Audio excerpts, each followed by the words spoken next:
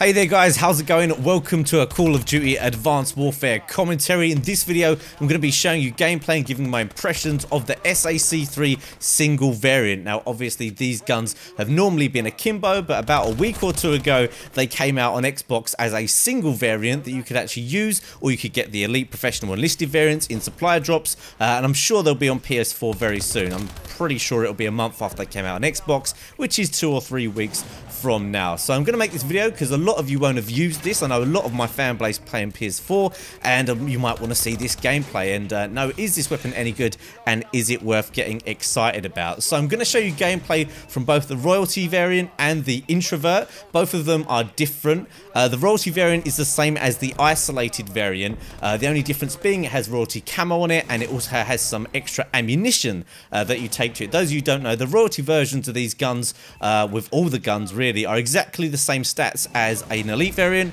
but they have extra ammo and they have that different camo. It's a bit of a shame that they're the same, but I think it's still cool that they're in the game. It's something kind of fun, and I'm pretty happy to get this Elite variant. As you can see in this gameplay, having that camo and also having the gloves on there looks pretty cool.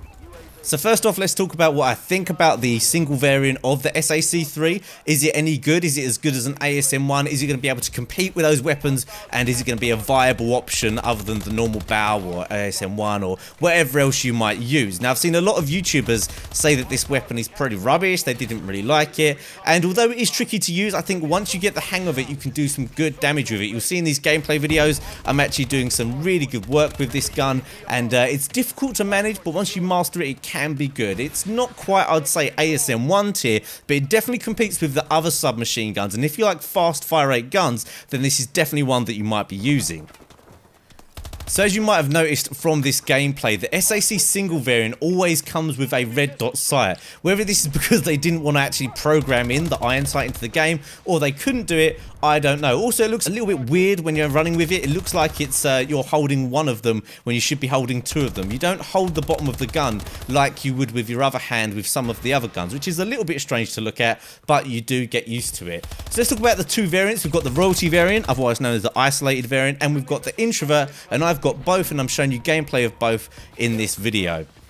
So first up, let's talk about the Royalty variant. This has +3 damage and -2 handling. And in reality, the +3 damage doesn't actually do much. Normally when you get +3 damage on a weapon, it doesn't increase the damage, it just increases its damage at range. Now, statistically, it doesn't improve much, it just improves it to be a 4 to 5 shot kill over a longer range than the standard variant. So every SAC variant is going to be a minimum of a 4 shot kill up close, but it becomes a 5 shot kill over a longer range than some of the other variants. It's a little bit complicated, but damage sometimes just means increased range rather than increased damage, and that's the case with this one as well. Other than that, it's a good weapon to use. It has a little bit more ammo, but it does have slightly worse hip fire accuracy than the other variant. But generally, as you can see from these gameplay clips, I was playing quite well with it, and I enjoyed using it after a while. Give it a good hour or two using this weapon. I wouldn't say just forget about it. You have to rush around with it, obviously, and use it like you would any gun where you want to try and get close quarters confrontations. At long range, you're going to really struggle. You can get used to the recoil with this gun,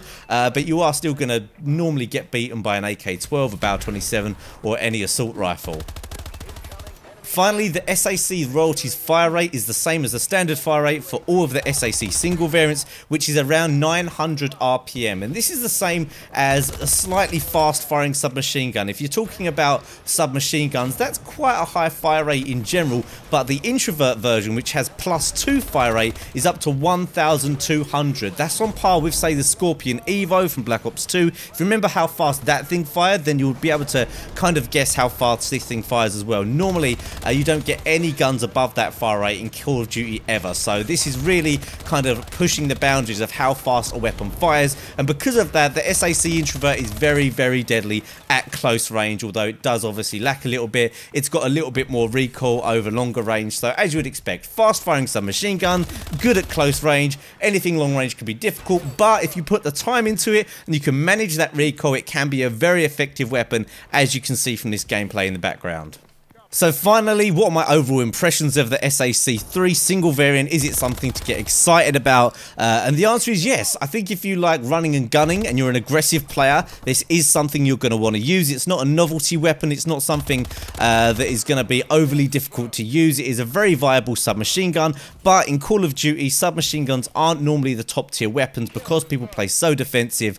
So you might struggle a little bit against a full lobby of assault rifle players, but if you like to play aggressive and you like to have fun, this is going to be a good weapon and one that you can use. Obviously, like I said before, the recoil's a little tricky to deal with, but as you can see in some of this gameplay, once you're used to it, it is absolutely fine. So it's not quite an ASM1 replacement. I'd probably put it on along the same lines as a KF5 or an MP11. Those guns are usable, but they're nothing spectacular. So unfortunately, it's not a top tier weapon, but then again, if it was, I think people would be calling it overpowered. If you had something this fast fire rate that also had good range and was a 3-hit kill up close, people would actually say it was overpowered. So it's about where it needs to be. It's cool to have it. It's a shame that they don't seem to have an animation for holding the gun with 2 hands. It's just like you still carry it around one-handed, which is pretty impressive for a gun like this, even though it does look quite lightweight. It looks a little bit like the Vector from previous Call of Duties. Whether it is actually modelled on the Vector from other Call of Duties, I don't know, because it hasn't always been fast firing. Depends on the game really, whether the Vector was fast firing in those ones. But I hope you guys enjoyed this gameplay. I hope you enjoyed my impressions